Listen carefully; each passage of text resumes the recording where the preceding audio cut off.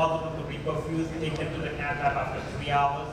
In case if the ejection fraction is low, less than 35, put a balloon pump. I would still recommend a balloon pump to those patients before you start doing reperfusion. Injury is really bad. And I actually would encourage people to start a little bit of the noradrenaline, or sometimes you can use dobutamine as well.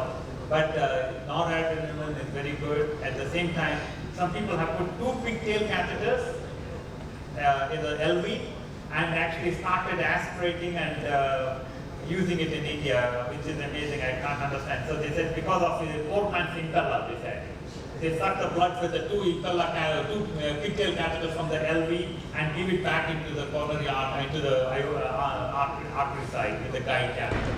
So amazing. So 3 catheters, 2 femoral catheters, 2 pigtails, radial procedure. They are delivering it into the aorta, the blood. So I don't know whether that is really something that you can think about, but we push industry to make impella cheaper. Push industry to say that some other device can be made available for cheaper price. Thank you, sir. Thank you. Thank you. Any comments from Chairperson? Thank you, Dr. I have one question regarding patient with complex PCI or STEMI, those who have no flow or slow flow regarding intercoronary actually. We used to give adenosine, intercoronary nitroprusside or nitrate, but what is your experience regarding adenosine in slow flow or no flow? So this is a very important question. No reflow, slow flow is a very common problem. Again, that is part of myocardial reperfusion injury. In clinical trials for a fellow, when we multiple choice patients, the answer is nitrite, if you can use it, nitroprusside. We don't have nicardipine in America. You have nicardipine. So people used to say the choice is nitroglycerin, verapamil, nicardipine, nitroprusside. The choices may be adenosine is added, still nitroprusside is number 1. So the second choice is adenosine. In refractory no reflow, up to 50 micrograms of adrenaline can be given. And this has been multiple case reports. I actually use it as well in my own practice. But be prepared. Give about 25 micrograms, then another 25. So total 50 to 100 can be given, but give it slowly because it will cause a sinus tachycardia. People have misinterpreted that as VTach and shock the patient. So I do recommend intracoronary adrenaline in 50 micrograms. Thank you, Dr. Ramesh, for your brilliant speech. Here in this issue regarding the no flow, slow flow, we have another idea of what we are doing, perforated balloon technique, meaning that we make the several perforation over the balloon and push it distal to the vessel and gradually pull back and giving this nitro or intercoronary adrenaline or adenosine, and that gives a good result. And thank you for your brilliant speech. And practically, if we want to make a building, we must have to plan it first, and then we have the materials, and we have to do the manpower, and everything you have mentioned very nicely. Thank you once again for your brilliant speech. Thank you, sir. Thank you. Very healthy discussion. So we are going to next speaker, Professor Chaudhary H. Hasan, putting it all together, having a complex PCI case step by step. Professor Chaudhary H. Hasan is a very familiar face in our interventional society of Bangladesh. He's basically from Bangladesh, right now from is in America, very brilliant interventional cardiologist.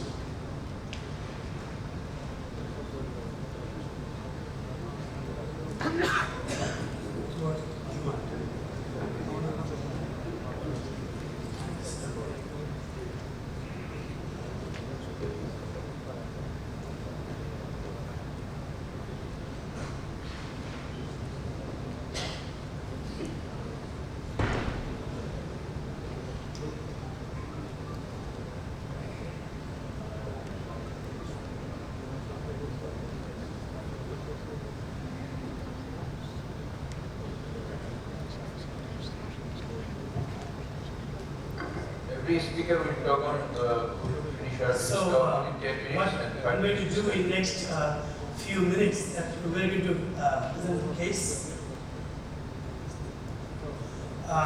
and then we can have this didactic discussion.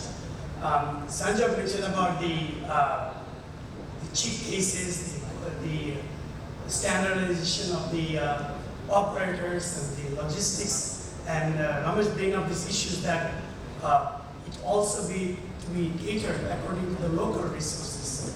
So let me see what we as a group can think about with these cases. So it is the importance that the comorbidities of the patient, the lesion complexities, and then the local resources all playing a role. But if you look at the curve in the next slide, graph, when there is high risk patients, complex patients, the complications skyrocket. And it has a lot of aspects, the patient factor, the complexity of the procedures, operator experience, and the hemodynamic support. And one thing, I think Ramesh mentioned that after the procedure, the care in the ICU and collaborating with the critical care guys is very important. But I think we also need to think about beyond ICU, what's next if the initial stabilization procedure and the ICU care not going anywhere. So let's start with this. Before I came, Azam gives you assignments. So I thought maybe I present this case. So 66-year-old who came into our hospital, not stable. I don't know whether you can call it not stable. That's another discussion because heart failure and it's not to body. Nevertheless, so this was the initial diagnosis. I don't know if you can see this. There is significant osteal LAD, and I think the circumflex osteum is not good either.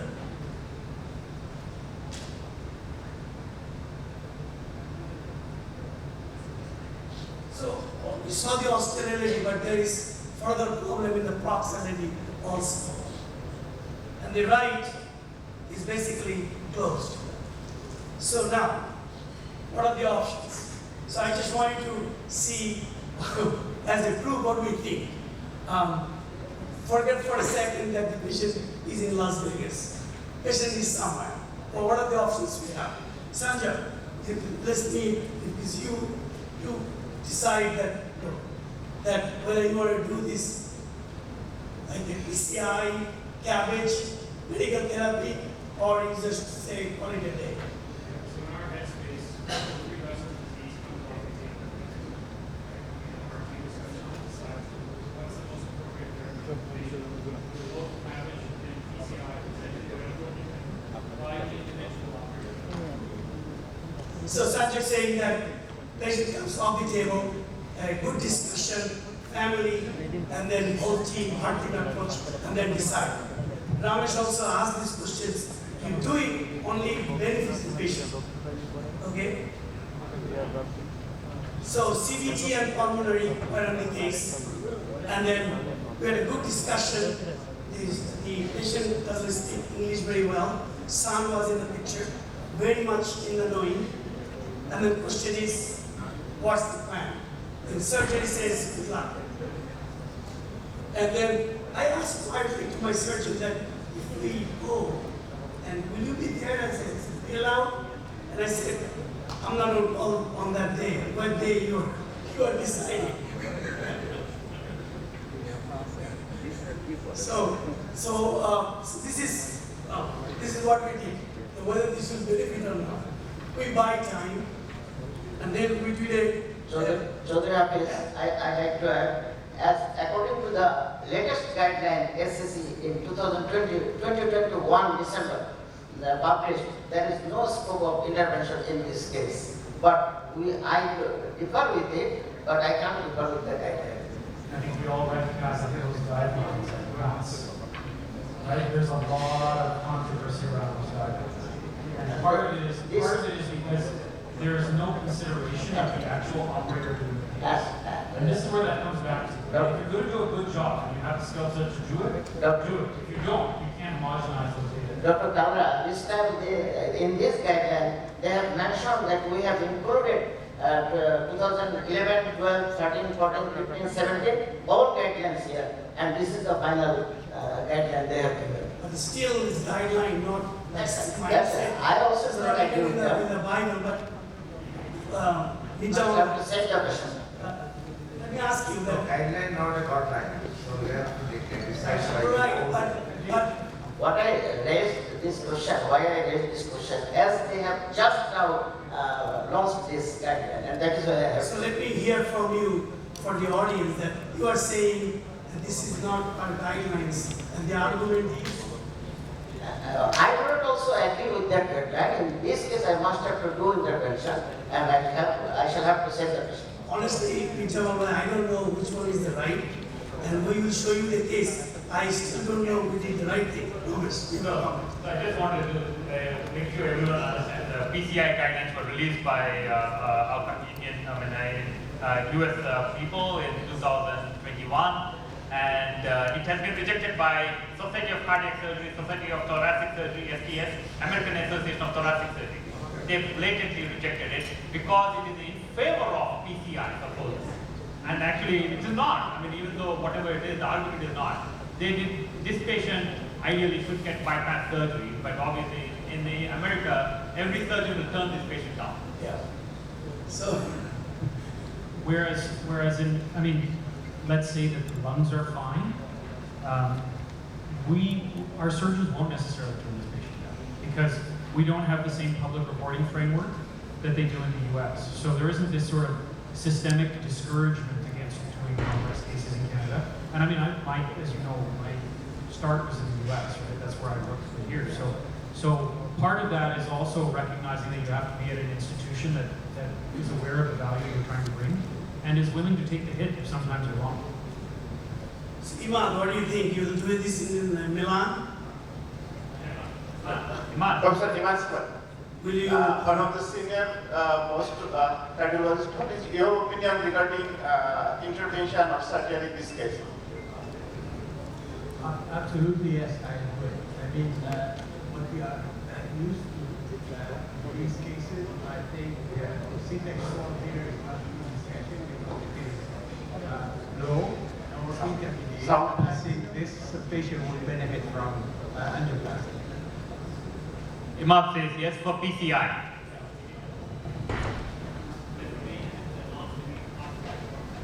Oh yeah. Yeah, PCI all the way. Especially if you've already had that discussion. So I agree with Sanjog that you do want to pause in these patients. You want to optimize them medically as much as possible so that when you do bring them back from PCI, they have good outcomes. But yeah, we would certainly take this patient readily after medical optimization. So let me tell you about the medical optimization. Patient was on Levofed, and there was a dose escalation and a little bit of dobutamine added, renal function deteriorating, and we all know that when there is a dose escalation of the pressors, there is a very high risk of death in hospital.